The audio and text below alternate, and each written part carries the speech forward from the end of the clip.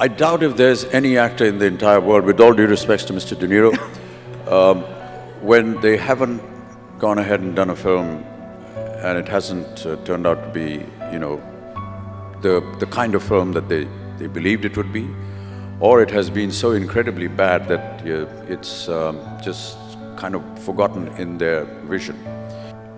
Sometimes we do films because we believe in the person who's going to make it. Sometimes it's a gesture. Sometimes it's your own belief going wrong. We all make mistakes. And if they were mistakes, fine. But I will not deride any film that I have done.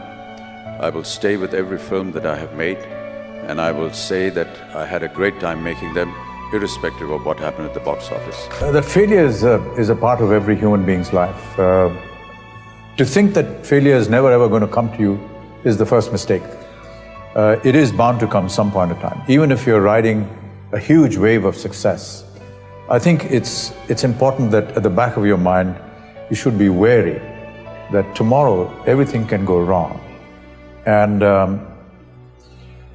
whenever I think like this, I immediately think, okay, suppose I was to lose everything. What is the bottom line that would keep me comfortable? So I go back to where I was born and how I was brought home in a tonga, wrapped in a gudri, and I say, the worst is that things can't go worse than that. I'll sleep on the floor, I'll sleep on the pavement. So you look at the bottom line. Right. And that makes you feel it's not that. And I think that gives you strength. You feel that if you're prepared for the worst, a lot of people can say, look, I can't do without a house with 10 bedrooms, or I need 2 cars and I need a phone, and everyone has different priorities. But I think that what I feel is that I think about the bottom line, and when it isn't too difficult to cope with, I feel very satisfied. From there on, you say, okay, this is where I am. I have to move forward from here. This is the worst scenario. Now I must move forward. So every day you keep pegging away, digging at something, poking at something. Right. And even if it's a centimeter that you move forward, at least you move forward. I'm always reminded of an incident of my father's. We used to live in Delhi at Willingdon Crescent, which is near Teen Murti House, where Panditji used to stay. And at that time, the diplomatic enclave, which is now very, very habitated, was just wilderness and wild jungle. And he used to go for his morning walk in that region. And he used to leave at 3, 4 in the morning and come back at 5, 6. And he developed a taste for looking at rocks on the road and finding some kind of an image or a figure in it. And he would bring it home, and with just a stroke of a paintbrush, bring out that image, and or just leave the stone like that and say, look, this looks like a bird, or this looks like a human. And he developed this thing. One day he came back from his walk and he woke me up, as he normally would, at 6 in the morning, and say, can you just help me? I've got something which I cannot lift, so help me bring it in. So I went to the gate, and there was a huge boulder about this size. And I said, look, you can't possibly think that I can move this. So we called about 10, 20 people, and they pushed this huge boulder and brought it into our veranda where he wanted it to be put.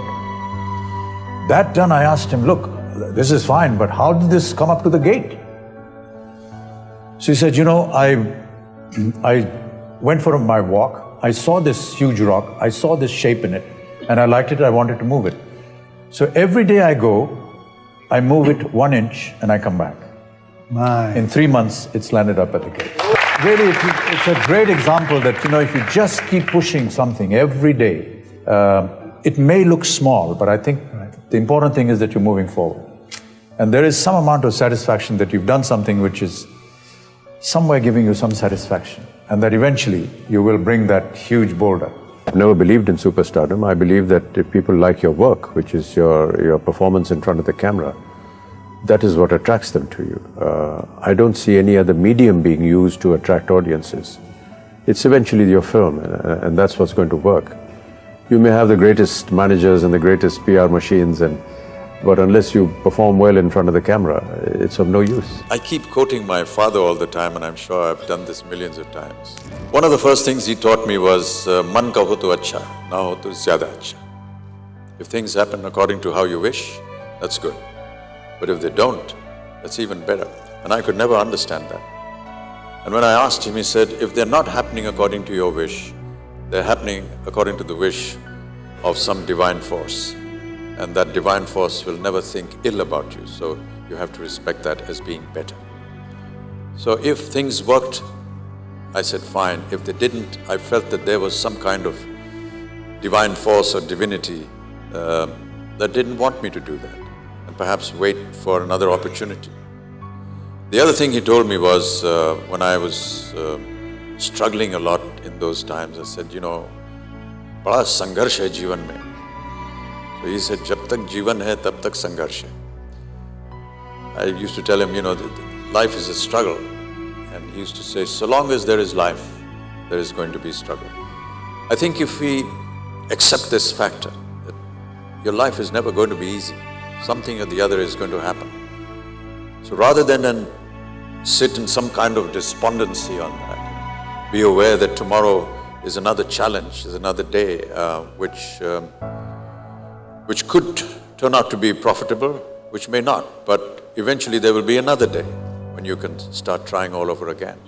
In the back of my mind, there will be those ugly moments that plagued me, and the fear of them recurring again is perhaps what drives me every day.